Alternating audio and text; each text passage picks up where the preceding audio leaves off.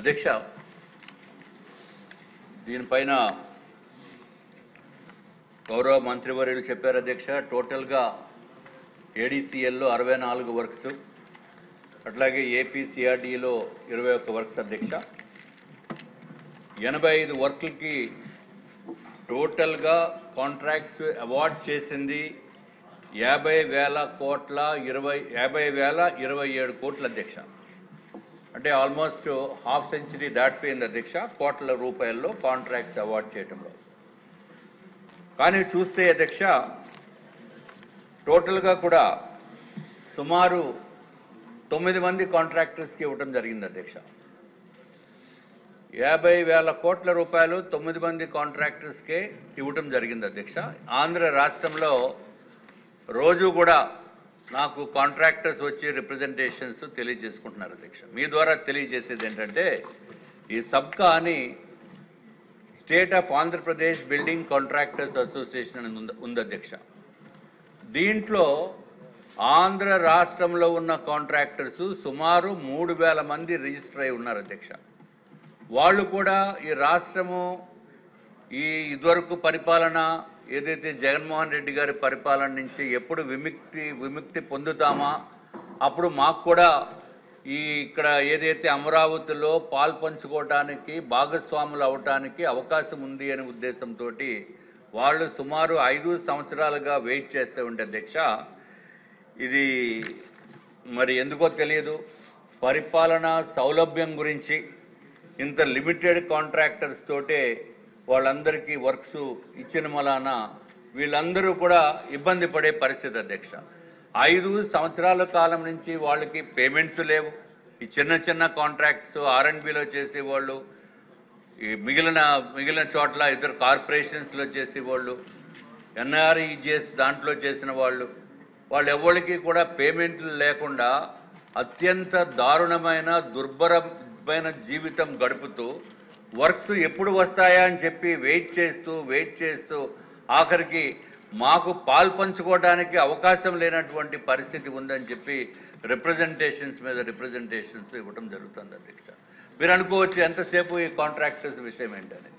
కానీ నేను builders association of ఇండియాలో చాలా చురుకైన పాత్ర వహించాను అధ్యక్ష. అట్లాగే నేను ఎన్నో అసోసియేషన్స్కి ప్రెసిడెంట్గా ఉన్నాను, ప్రొఫెషనల్గా కూడా ప్రెసిడెంట్గా చేసిన పరిస్థితి ఉంది.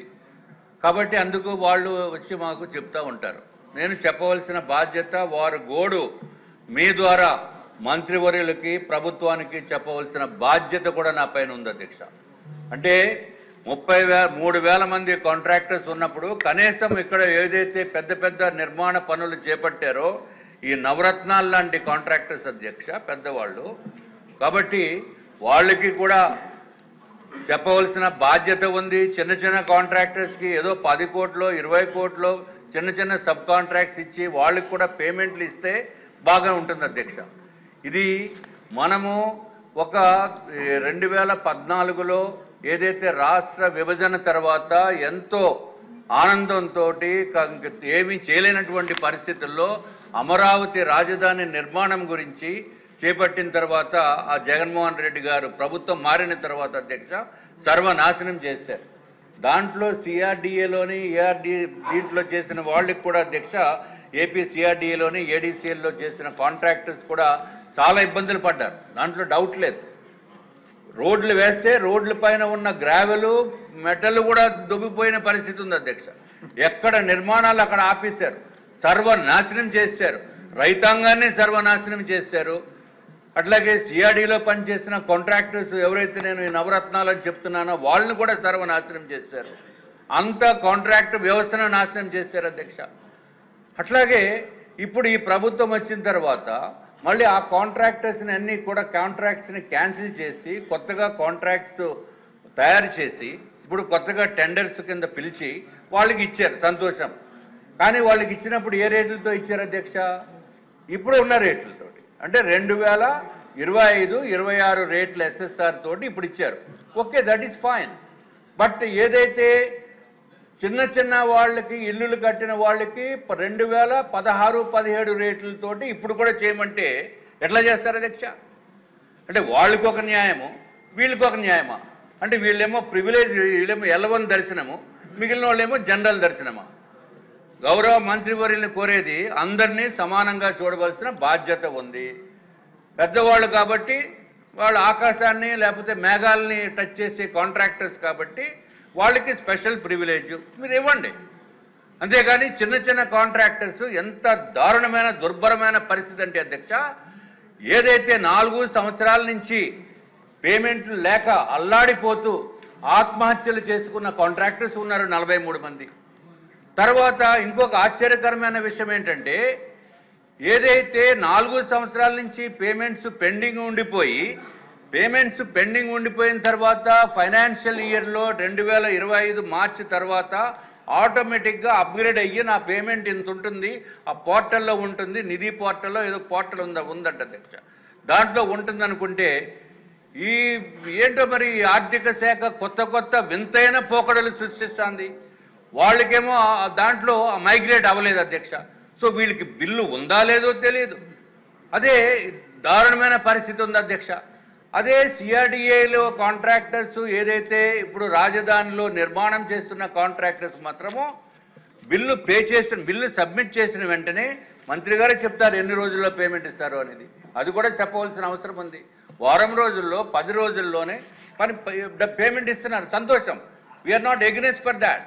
5 years నుంచి కూడా పేమెంట్లు పెండింగ్ ఉండిపోయి నరక యాతన అనుభవిస్తూ మెడలో పుస్తుల తాడులు కూడా తాకట్టు పెట్టి అప్పులు ఇచ్చేవాడే దొరకనటువంటి పరిస్థితుల్లో వాళ్ళ వైపు కూడా కొంత దయ చూపించవలసిన అవసరం ఉంది అధ్యక్ష. Again I'm linking it up with AP TIDCO houses. AP TIDCO houses చేసిన కాంట్రాక్టర్స్ చేసిన తప్పేంటి అధ్యక్ష? 2016-17 సంవత్సరంలో ఉన్న రేట్లని 2021-22లో కూడా బలవంతంగా కంప్లీట్ చేస్తే ఆ కాంట్రాక్టర్కి పేమెంట్ ఇచ్చిందంతో తెలుసా అధ్యక్ష? కేవలం 29,200 రూపాయలు పెర్ టన్ ఆఫ్ స్టీల్ ఇచ్చారు అధ్యక్ష. కొన్నదేమో 73,000 రూపాయలు పెట్టుకొని 29,000 రూపాయలు పేమెంట్ తీసుకుంటే ఆ మిగిలిన 50,000 రూపాయలు కూడా పేమెంట్ లేకుండా ఉన్న పరిస్థితి ఉంటే ఏదో కమిటీ వేశారంట. ఆ కమిటీ రిపోర్ట్ ప్రకారము కేవలము 15 నెలలే ఇస్తాము, మిగిలినది ఇవ్వమంటే అడుక్కు తినవలసిన పరిస్థితి కూడా ఉంది అధ్యక్ష. కానీ మిగిలిన వాళ్ళ పరిస్థితి ఏంటంటే అధ్యక్ష, ఈ నవరత్నాల గురించి నేను మాట్లాడట్లా. They are privileged people, they are going to build our రాజధాని కాబట్టి దాని గురించి నేను పెద్దగా స్ట్రెస్ చేయట్లేదు అధ్యక్ష. అది ఏమి జరిగిందో ఎట్లా జరిగిందో అవన్నీ కూడా రాష్ట్ర ప్రభుత్వానికి తెలుసు, మంత్రివర్యులకి తెలుసు, నాకు ఇంకా బాగా తెలుసు. కాబట్టి అవన్నీ నేను ప్రస్తావించదలుచుకోలేదు అధ్యక్ష. మీ ద్వారా నేను కోరేది, ఏదైతే జగన్మోహన్ రెడ్డి గారు సర్వనాశనం చేశారో, ఈ రాష్ట్రాన్ని సర్వనాశనం చేసిన తర్వాత ఈ నవరత్నాల పైన ఏదైతే కాంట్రాక్టర్స్ ఉన్నారో వాళ్ళ ద్వారా బ్రహ్మాండమైన నిర్మాణాలు చేపట్టి దీని ప్రకారం చూస్తే అధ్యక్ష ఫైనల్గా కంప్లీషన్ అనేది ఎప్పటి వరకు ఉందంటే అధ్యక్ష, కొన్ని వర్క్స్ 2028 ఏప్రిల్లో కంప్లీట్ అయిపోతున్నాయి అధ్యక్ష. కొన్ని వర్క్స్ 2027 ఆగస్టులో కంప్లీట్ అయిపోతున్నాయి అధ్యక్ష. సో 2028 ఏప్రిల్కి కనీసము కంప్లీట్ అయిపోయిన పరిస్థితి ఉంటే డెఫినెట్గా 28 అని ఇచ్చారు. దీంట్లో టెండర్స్లో మాత్రం 28 ఫైనల్ కంప్లీషన్. దానికి కూడా కొంత అవసరమైతే అయిపోయింది సార్ కడుపు మంట సార్. దీంట్లో 2029లో పోనీ 2028 ఏప్రిల్లో బదులు 2028 డిసెంబర్లోకి కంప్లీట్ అయినా సంతోషమే. ఎందుకంటే నారాయణ గారి అధ్యక్ష గౌరవ మంత్రివర్యులు 9 నెలల్లో డెలివరీ టైం అనుకుంటే లేదు 6 నెలల్లో చేసేయాలంటారు. ఆ కాంట్రాక్టర్స్ ఏమో బాబు అవ్వదు కదా అంటారు. ఎందుకంటే నారాయణ గారు ఆలోచన వేరు, స్పీడ్ వేరు. ఆ స్పీడ్ని తట్టుకోవడం గురించి చాలా కష్టమవుతుంది. ఆయన విపరీతంగా రోజుకి 18 గంటలు పని చేసేస్తారు, మిగిలిన వాళ్ళు చేయాలంటే అది అవకాశం లేదు. Anyway I appreciate the initiatives taken by the state government and at the same time అధ్యక్ష we have to do justice for everyone in equal manner. పెద్దవాళ్ళకి ఒక న్యాయము, చిన్న కాంట్రాక్టర్స్ ఒక న్యాయం అనేది కాదు అధ్యక్ష. తప్పనిసరిగా మిగిలిన కాంట్రాక్టర్స్కి అన్ని డిపార్ట్మెంట్స్కి కూడా మీ ద్వారా కన్సర్న్ మంత్రివర్యులు పిలిపించి కాంట్రాక్టర్స్ తోటి మీటింగ్ పెట్టి బాబు నీ పరిస్థితి ఏంటి, నీ ప్రాబ్లం ఏంటి అని చెప్తేనే కానీ ఈ రాష్ట్రంలో కాంట్రాక్టర్స్ నిరసన వ్యక్తం చేసి బట్టలు ఇప్పుకుని తిరిగిన రోజులు ఉన్నాయి అధ్యక్ష గౌరవ ఇదివరకు జగన్మోహన్ రెడ్డి గారి పరిపాలనలో. కాబట్టి ఈ ప్రభుత్వం వచ్చింది కాబట్టి నూతనంగా మనకి మళ్ళీ క్యాపిటల్ వస్తుంది కాబట్టి అధ్యక్ష నిర్మాణాలు బ్రహ్మాండంగా చేయాలి. అంతకుముందు ఏదైతే నిర్మాణంలో పాలు పంచుకుందామని అనుకున్న వాళ్ళకి కూడా న్యాయం చేయవలసిన బాధ్యత తమరిపైన ఉంది అని చెప్పి నేను తెలియజేసుకున్నాము అధ్యక్ష.